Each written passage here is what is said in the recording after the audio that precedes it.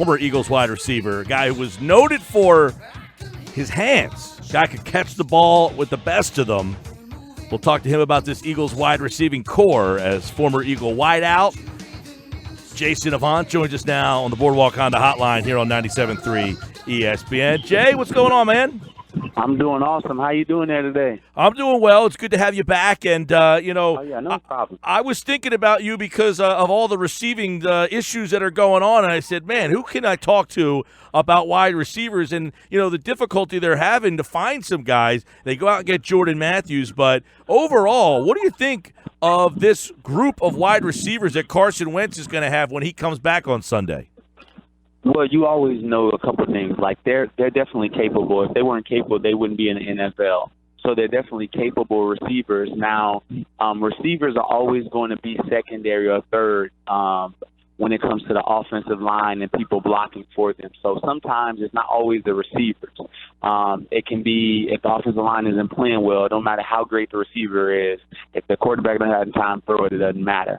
And also you have to have a good game offensively as far as the coordinator's standpoint.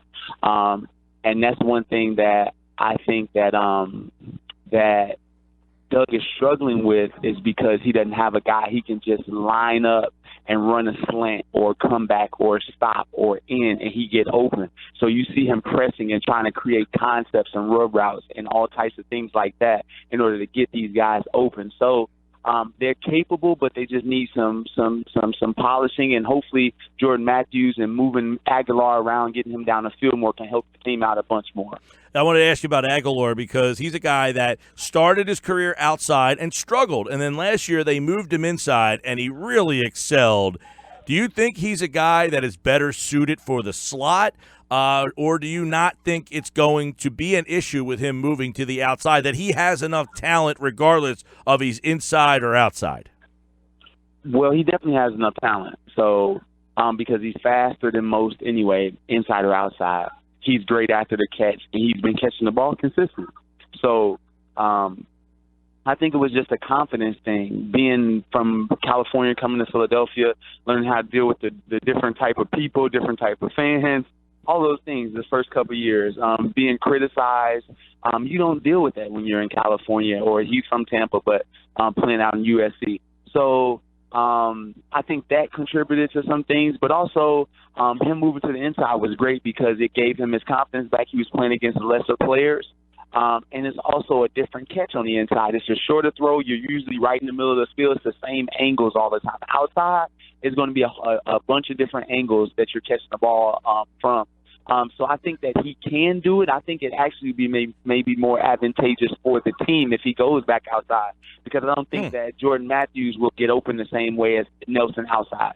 Yeah, I agree with the Matthews thing because he really excelled in the slot. The question is, I guess, whether or not Jordan can stay healthy. This is a guy, Jason, that caught the ball pretty effectively in the red zone. He had 16 touchdowns in 2 seasons, his first 2 seasons, and then he hasn't been able to shake the injury. So if they can kind of get it, and him and Carson are very close. How does that factor in when you have a very good relationship with a quarterback? It does. It factors in a bunch. It doesn't always translate on the field, but it does factor in. A quarterback wants to know that you're thinking like him. So the closer you are off the field, you guys are having conversation. Hey, on this Dino route, where do you want me to break my angle? Do you want me at a 45? Do you want me a little bit higher? What do you want? Those types of things. So you're constantly discussing these things all the time. So the more you're around them, the more you know the way they like things done. Each route has to be ironed out.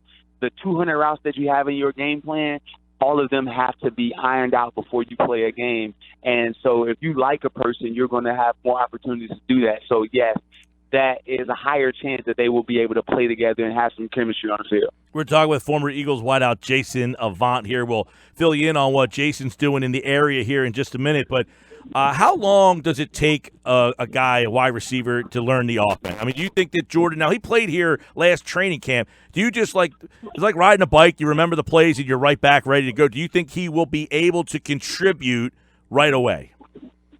Oh, in this offense, yes. I think so, because if he was here for a training camp, he can do it. And it all depends on what I got the guy in Buffalo, but I know Sean McDermott, but his offense coordinator depends on what he had as well.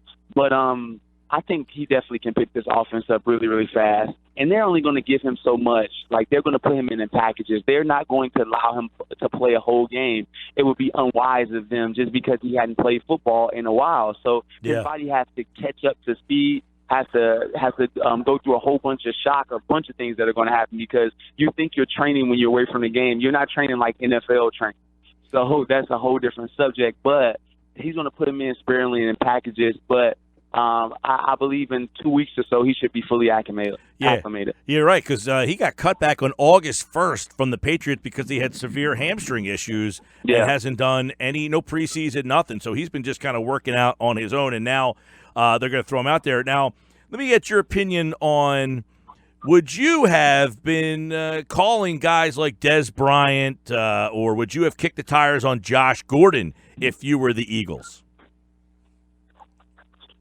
Well, I definitely wouldn't have picked Josh Gordon. The reason I wouldn't have picked Josh Gordon is because you can't expect a guy that has consistently not only let his teammates down, let his coaches down, let his mom down, his family down. You can't expect a guy that has continually shown disregard for everyone around him. It's not just about Josh Gordon making money. It's about his kids and his children's children, all of those different aspects. His mom, his dad, those people that have been there for him, he's let those people down. So you can't expect him to come into an NFL locker room and say, I'm going to treat you guys any differently. So I definitely would have passed on him. Dez Bryant is a whole different subject. I think Dez still can play. I think if he has the right quarterback, Dez will still be productive in his league. The only thing that's troubling about Dez is the on the sideline stuff and sometimes off the field, because in his mind he still thinks that he's a star wide receiver. He doesn't realize that he's a role player now. Therefore, he turned down $8 million from Dallas. He turned $7 million down from the Ravens and turned $5 million down from Cleveland. He must think that he's worth $10 or $13 million, which is not the case. So that problem alone in a locker room, a guy thinking that he's more than what he is, can be problematic down the line. So I think that the Eagles did the right thing with going with a safe player, knowing that he's going to know his role and knowing that he's going to be happy on the team, which is Jordan Matthews. Great stuff from Jason Avant. And, you were a guy that knew your role. You were a guy that could catch the ball, move the chains. You had great hands. Is it interesting in those locker rooms when you're around guys who still think that they are the guy they were when they were a younger player? You have to. If you don't, your ego will get hurt really, really bad. If you don't, your ego will get hurt really, really bad. Yeah. And it's hard for those guys to come out and say, like, "Hey, coach." Time, because the game passes you by so quick. You have to constantly show production. Your production has to go up every year, and as soon as it drops down, everyone's going to assume that you're not the same player. And it's not about the way you feel. It's the way the market dictates. Sometimes it's not even that your production is going down. It's because you're over 30 now. So the way that other teams value is going to be lower. So you have to understand that and get your feelings out of the way, or other you'll get crushed in this league. Last guy I will ask you about is Jeremy Maclin. We've heard that the Eagles are going to work him out. Here's a guy who was an outstanding player for a couple of years, and then, boom, he's had the injury problems. And I was reading an article, Jason, the other day that said, Jeremy Maclin's injury history and advancing age. And I'm thinking, my God, the guy's not even 30 years old yet, or he just turned 30, and already you're looked at as like an old man. It's got to be tough to realize that you're a young kid and people are calling you old.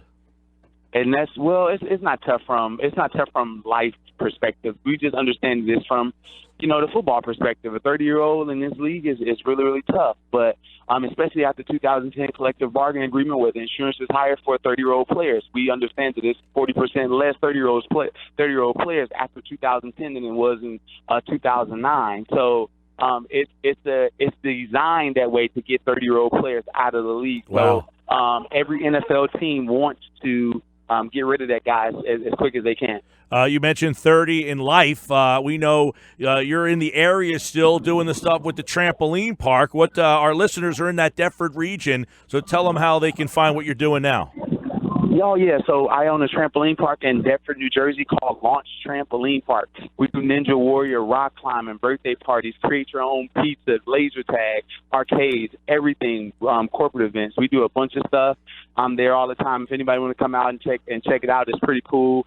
And also we're acquiring a park in Delaware, Newark, Delaware, to be open January 1st, and a store in Delran, New Jersey, that'll be open January 1st. So it's just a good time, and I'm doing that in radio and TV and everything else, trying to, give back to our community. Yeah, man. And by the way, all three of those, Newark and there's two sides on the Jersey side, all in our listening audience. So if you're out there listening, make sure you look Jason up. And as you said, he's there all the time. And, yeah, we've been seeing you do some television stuff, TV, Jay. I appreciate that. I'm trying to get better and better. All right, pal. Well, we'll catch up with you, and hopefully everything's going well. And thanks for chiming in. Oh, no problem, Mike. Go Birds. Yeah, Jason Avant.